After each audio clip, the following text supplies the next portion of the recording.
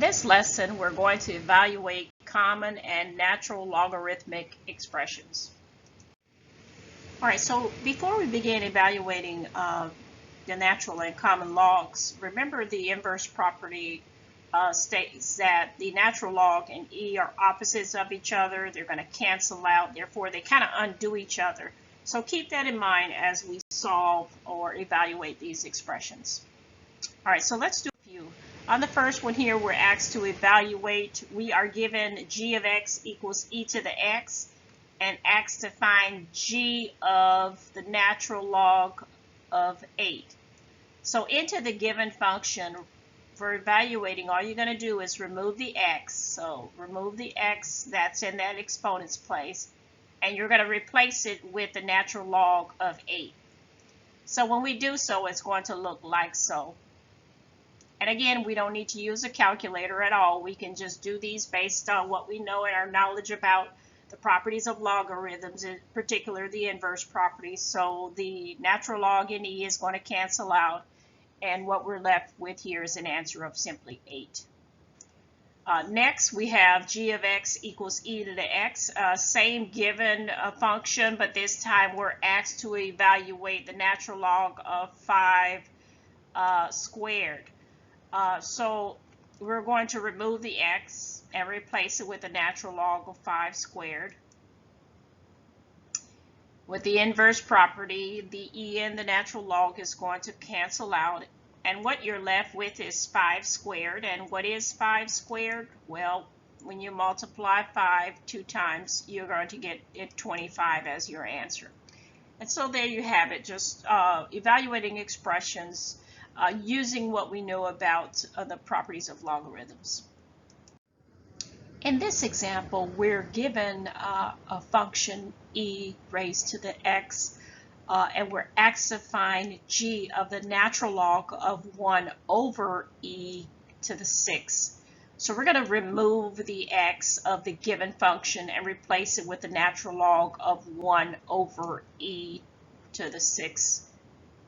And recall, by the inverse property, the e and the natural log are going to cancel out, and what we're left then is with the fraction of 1 over e to the 6. And that's all you have to do. You don't need to try to solve it in any other way. I believe on your homework they will accept it like this. If not, yes, of course, you can go ahead and plug that into your calculator and round it to whatever decimal place you are asked to. Okay, so we're given a function, the natural log of x, and asked to find f of e raised to the 6th power. So we're going to remove the x and replace it with e raised to the 6th power. By the inverse property, the natural log and e are going to cancel, and their answer simply equals 6. Moving on to number 5 here, we have our given function, and we're going to plug in x's place e raised to the natural log of 4. When we plug it in, it looks like so. Next, we're going to cancel out the natural log of e, and what we are left with is the natural log of 4. Lastly, in x's place, we're going to replace it with e raised to 2 times the natural log of 4. Once we cancel out the natural log of e, we are left with 2 times the natural log of 4. So if you're doing your homework there on my math lab, if they don't accept the answer as so, then of course go ahead and just plug it in your calculator and give the decimal value. Okay, so before we end this lesson, if you were to rewrite this expression of the natural log of 4 equals 1.386 and rewrite it in exponential form, which expression would match that? A, B, C, D, or E? I'll give you some moment to think about it and select your choice.